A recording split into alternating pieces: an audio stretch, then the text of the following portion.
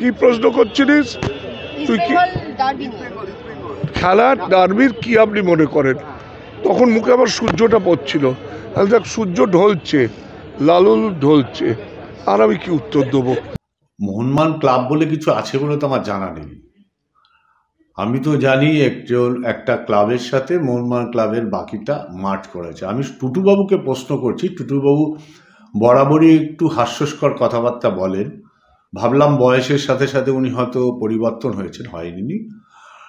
কার লাইসেন্সে খেলে একটা ফুটবল ক্লাবের? এএফসি কিংবা ফিফা কি অল ইন্ডিয়া ফুটবল ফেডারেশনে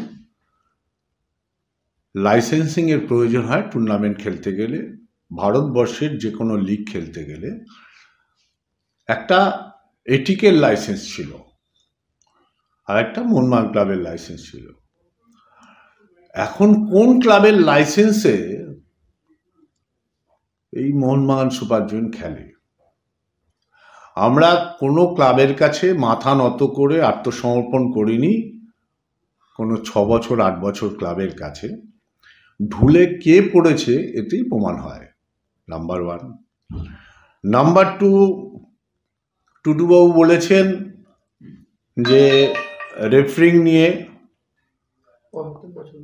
আমি টুটুবাবুকে যখন মোহনবাগান ক্লাবের সাথে যুক্ত হয়েছেন, টুটুবাবু বয়সে আমার থেকে অনেক বড়, কিন্তু উনি আমার থেকে ময়দানে অনেক জুনিয়র, স্পোর্টস ফিল্ডে কাজ করতে আসা।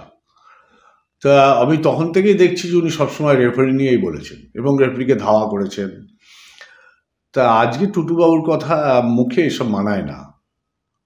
আর আমরা যে রেফারিং নিয়ে সাফার করছি, সংবাদ মাধ্যমে তার প্রতিবেদন দেখাচ্ছে, টিভি বলছে, সংবাদ মাধ্যমে লেখা হচ্ছে, প্রাক্তন খেলোয়াড়রা বলছে।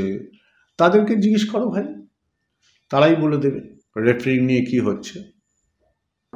আমাকে কে আক্রমণ করবে? টুটুবাবু কি ক্ষমতা আছে আমায় আক্রমণ করবে? আমাকে আক্রমণ করলে কামান টামান লাগবে, টুটুবাবুর দরকার হয় নাকি? টুটুবাবুর কথায় আমি সবসময় মজার ছলেই দেখি। তার কারণ হচ্ছে উনি সবসময় হাস্যস্কর কথাবার্তা বলেন।